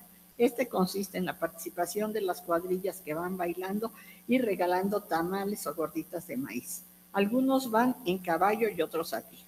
Además, participan familias que llevan cuadros de San Isidro Labrador, elaborados con semillas o pintado, y los pasean en bicicletas, camionetas, camiones, triciclos, automóviles y tractores. Durante el paseo destaca la imaginación de cada uno, que cada uno tenga en la elaboración de los cuadros. El adorno de los vehículos alegóricos y la vestimenta utilizada dentro del desfile, hay varias y diversas representaciones miniaturas de las milpas y de la iglesia de Santana con su patrono San Isidro Labrador. Acompañan de la misma manera a los locos, que son hombres vestidos de mujeres, niños, jóvenes y adultos con máscaras u otros disfraces. En este paseo se presenta un sinfín de imágenes del santo, algunas de barro, otras de yeso, pero todas van adornadas, ya sea con papel picado o collares de panes y habas que hacen referencia a la relación de este con la agricultura y el alimento. Hay muchos que van con esos collares de palomitas de maíz. El paseo inicia en la iglesia principal. La población sale después de escuchar misa de mediodía y recorren las calles principales del pueblo hasta llegar a la iglesia de Santa María Nativitas, barrio de Santana, y ahí dan vuelta y regresan hacia donde salieron para culminar con la premiación y la quema del castillo. Este paseo es totalmente tradicional y propio de los pueblos de Toluca y Metepec. El pueblo de Santana es de donde parte y de ahí se llevan a varios pueblos cercanos como Santa María Magdalena Ocotitlán, San Felipe Tlalmimilópan, San Mateo Zacatipan, San Pedro Totoltepec, San Lorenzo Tepaltitlán y otros culminando en el pueblo de Metepec. 8 días después del 15 de mayo se realiza el cambio de mayordomía y con esto concluye la celebración en honor a San Isidro Labrador en Santana, Tlalpaltitlán. La festividad de San Isidro Labrador, ahora en Metepec. En la Nueva España, en el año de 1638, se empezó a difundir la devoción hacia San Isidro.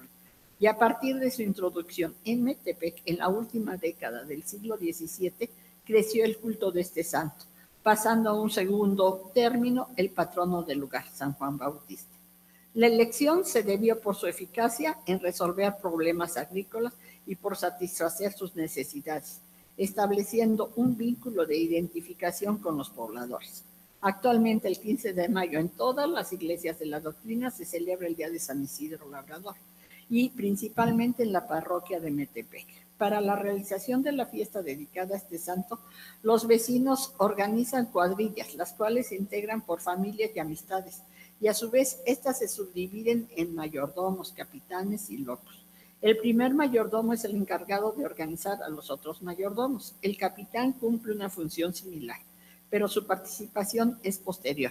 Los locos son los que dan el toque alegre a la celebración, disfrazados de animales, hombres vestidos de mujeres a los que se les llama tlacualeras, personajes de la política o artistas, entre otros, ahora actualmente. La fiesta inicia el 15 de mayo durante 3 días, pero no consecutivos. En la madrugada, los mayordomos y los locos van a las casas donde hay una imagen de San Isidro Labrador para cantarle las mañanitas. El dueño de la casa los recibe con música y cohetes.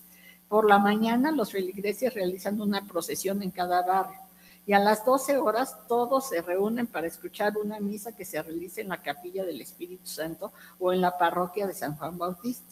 En esta misa se bendicen imágenes del santo y se le pide a Dios para que haya una buena cosecha. Cuando termina la misa se regresan a la casa del anfitrión, donde se disfruta de un desayuno que consiste en tamales, atole, pulque, arroz y mole, acompañado por el mariachi o un grupo musical. Ya sabrán dónde pueden ir.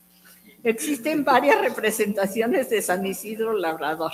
Estas pueden ser en madera, con semillas o en barro.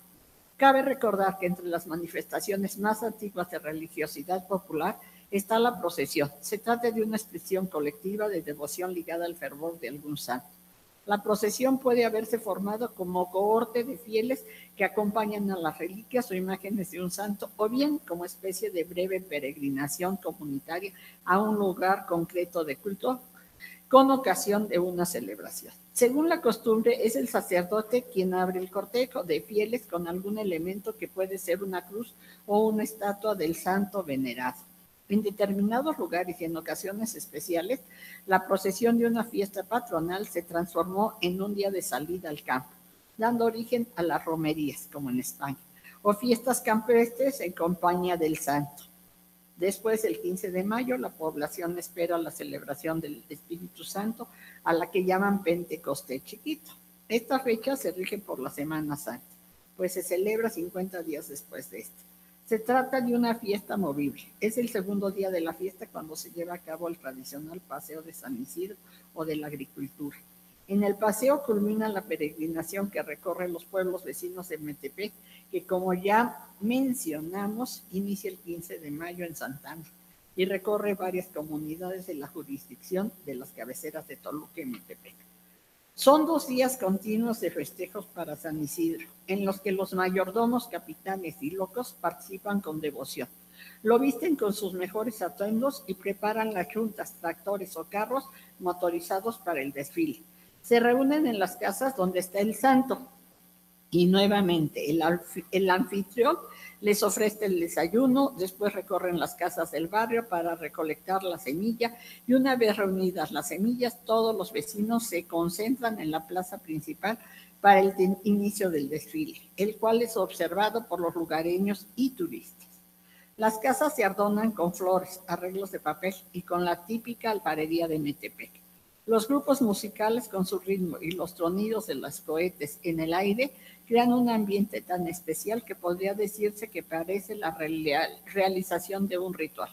Son varias las horas que dedican al desfile y cuando este termina, el santo se lleva a su casa. Es entonces cuando a mayordomos, capitanes y locos se les invita a una merienda que ofrece el jefe de la cuadrilla. El último día de la celebración, la cuadrilla visitan a los vecinos, mayordomos y locos, quienes bailan la danza del maíz, mientras que esparcen las semillas a los pies del santo benefactor para que ponga el agua y quite el sol, símbolo de buenos deseos para una cosecha abundante.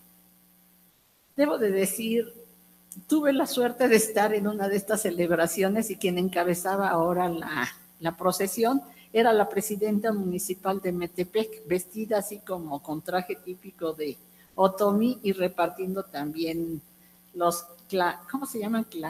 Tlaxcales. Saqué fotos, pero después me pidió que por favor no publicara porque ahora es diputada y ahora es senadora. Se ha tenido una carrera muy exitosa. Le digo, pues gracias a San Isidro, pero me pide. ¿A qué reflexiones finales llego? En suma, y según lo hasta aquí apuntado, podemos advertir la notabilidad que hasta el día de hoy ostenta San Isidro entre los pobladores del occidente del Estado de México. Podemos destacar la vigencia de un culto que hunde sus raíces en el mundo virreinal y otro tanto en el mundo agrario, de raíz mesoamericana, pues hasta hoy no le falta a San Isidro los festejos en los cuales se le solicita su mediación por el sustento de quienes lo celebran. Desde luego, al margen de este motivo, la fiesta dedicada a San Isidro cumple con otros cometidos, pues propicia la socialización, el adoctrinamiento en materia de creencia, valores y patrones de conducta.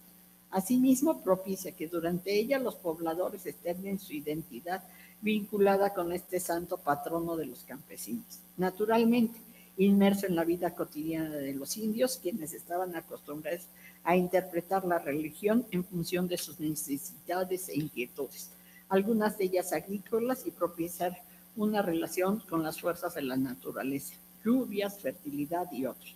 San Isidro, su festejo y las peticiones realizadas a él necesariamente debían estar inmersos en esta lógica agrícola.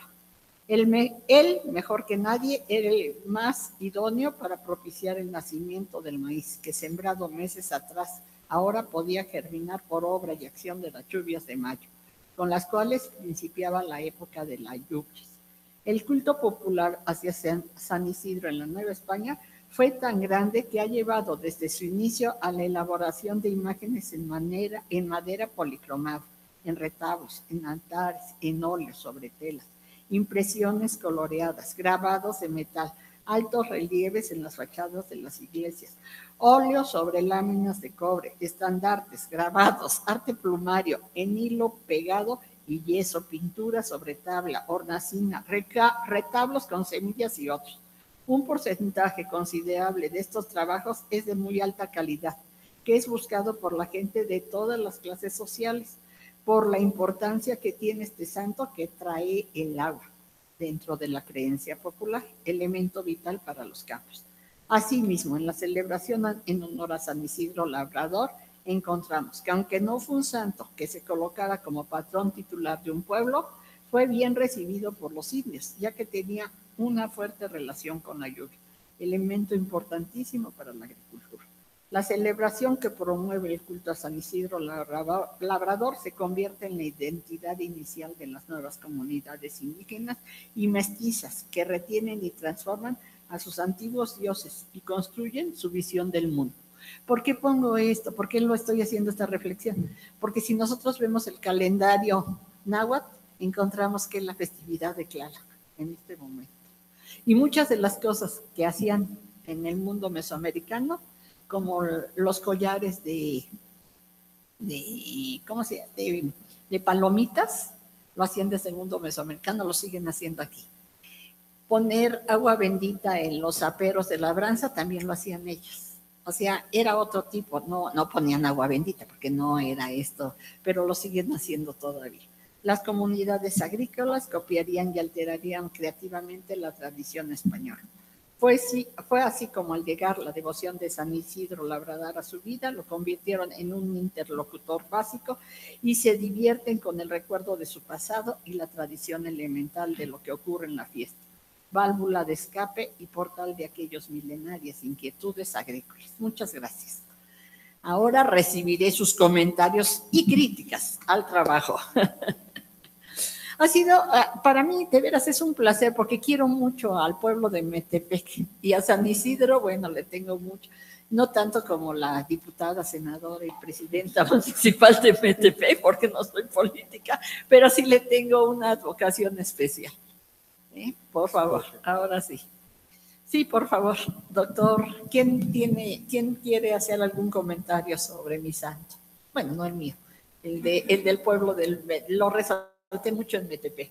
Sí, Erika y el doctor Gerardo. ¿Cómo no? ¿Con quién empezamos? Con quien ustedes sigan. Sí. La sabe decir.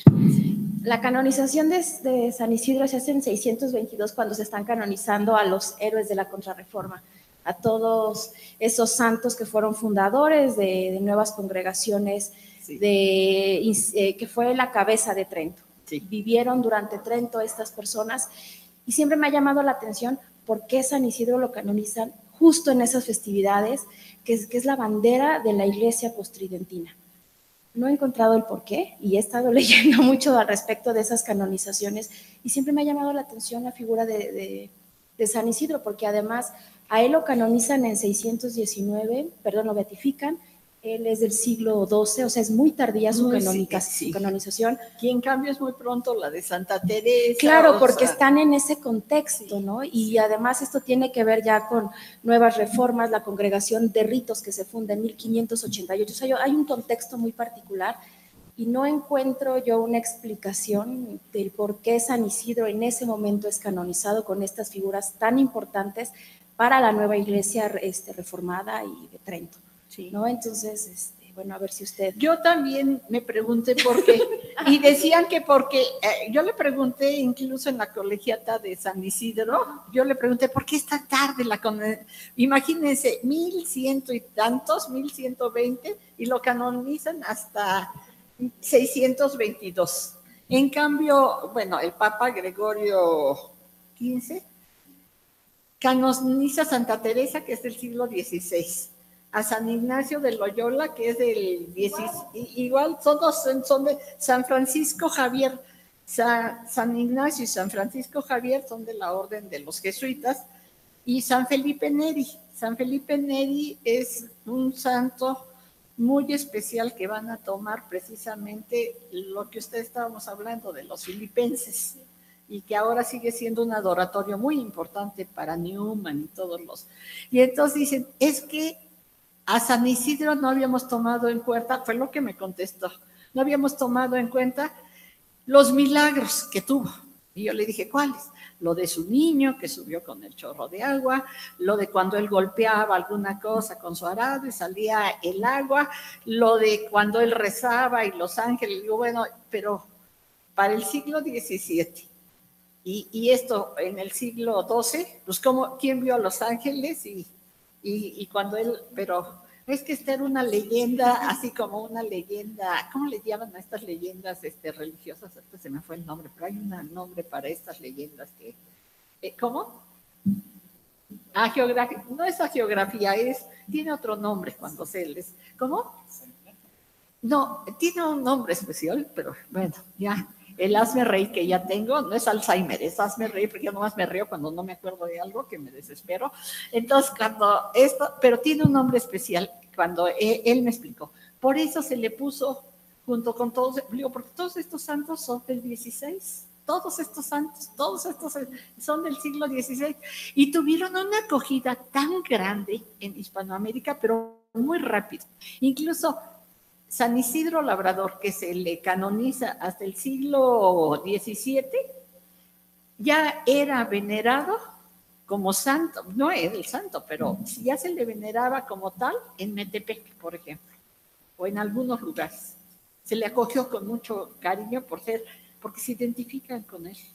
No sé si porque la iglesia necesitaba un santo que no solamente perteneciera, porque si vemos San Ignacio, San Francisco Javier y San Felipe, el italiano San Felipe Neri, y Santa Teresa, son de la alta sociedad, todos tenían estudios, todos sabían, son religiosos. Y además, en cambio, San Isidro no, San Isidro nada más era del populus, o sea, del pueblo. Y entonces necesitaban a alguien del pueblo para hacer esto, porque no podía nada más con... Lo mismo que pasa con muchos santos, los cristeros, por ejemplo. Al padre Pro se le canoniza en una época, y después a todos los demás cristeros se les canoniza en otra. Pero fíjense, y al padre Pro yo siempre, con las monjas que yo estudiaba, yo decía, bueno, ¿y por qué se va a venerar al padre Pro si ese mató? Si ese mandó, entonces tenemos que matar a alguien para ser santos. ¡Ay! ¿Qué cosa dice usted? Casi las monjas me odiaban con mis preguntas capciosas, ¿no? Yo les decía, bueno, cita, porque le decíamos cita en la once. Y me decían, no, ¿cómo crees? Digo, pues yo no entiendo, todavía no estaban los cristeros, nada más era. Y ahora que pienso, pues también estos mataron, ¿no? Bueno, ya están canonizados todos ellos. No sé, no le puedo dar una respuesta, ciencia cierta. Según lo que me dijo el de la colegiata es esto, necesitaban a uno del pueblo que fuera labrador para que estuviera a la altura de los otros en el siglo XVII y con esto del concilio, ¿no? Sí, doctor Gerardo. Bueno. Gracias. Respecto a por qué canonizar bueno, la pregunta que hacías. Sí. Tampoco sé, pero habría que ver, no recuerdo en qué momento se traslada a Madrid todas las gestiones de la corona. Entonces, podría ser que por ese lado... se traslada desde muy tarde, desde el que se funda el Real Patronato de Indias, desde el siglo... Entonces, podría ser que por el lado político-administrativo de la corona hispánica se quiso reforzar alguna figura, digamos... Puede ser que se haya estado, o sea, es decir, que se haya empezado a pensar desde ese entonces el tener un santo de ese lugar. Entonces habría que ver también el promotor de la canonización, quién de los que están metidos en la corte real la promueve. Lo tengo en un libro que por ahí ahí me seguro se va a vendieron entender. en la colegiata de San Isidro, sí. Pero no he tenido el cuidado de leerlo con mucho cuidado. Prometo hacerlo. Por ahí puede se va a ser que entender. lo podamos entender, porque sí es muy interesante lo que Rocío usted nos está diciendo, sí es muy importante esto. Hay una parte en el escrito donde se habla de la sustitución de la veneración. San Juan Bautista, originalmente de Metepec, por San Isidro Labrador. Y me parece que ahí en esa parte se debería de enfatizar un detalle que en apariencia es muy sutil, pero puede ayudarnos a entender por qué la veneración a San Isidro ha tomado mayor relieve que la de San Juan. Ocurre que a finales del siglo XVII los operarios o los labradores de las haciendas establecidas en Metepec son los que le dan impulso a la veneración a San Isidro. Y obviamente esos trabajadores ya son mestizos. Los dueños de las haciendas son criollos y sus trabajadores son mestizos. Entonces vemos por qué a los indios se les dejó la veneración de San Juan y a los criollos y mestizos la veneración de San Isidro Labrador. Y hoy lo vemos, pues es mayoritariamente un pueblo ya multiforme, del cual se han aprovechado muchos y de alguna manera por eso entendemos por qué tiene más relevancia San Isidro. Y el segundo comentario tiene que ver con las nuevas expresiones de esta festividad. Hasta hace 10 años aprovechaban los movimientos transgénero para hacerse visibles en la fiesta, de tal suerte que empezó a llamársele la fiesta de los locos.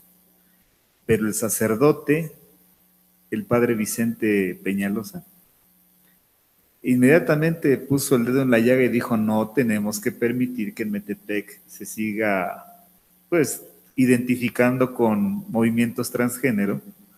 Y entonces, fíjense, curiosamente dice, le vamos a llamar el Paseo de la Agricultura, el sacerdote. Y empiecen, por favor, a olvidarse de que sea el Paseo de los Locos, porque eso tiene que ver con otra situación. Contrariamente a lo que nos expuso Iván, ¿no? Aquí de pronto hay sacerdotes que se oponen a esa religiosidad popular, pero a él ahora la está retomando para decir, bueno, mejor transformemos el nombre. Y este seminario nos ha dado pauta para identificar nuevas líneas de investigación.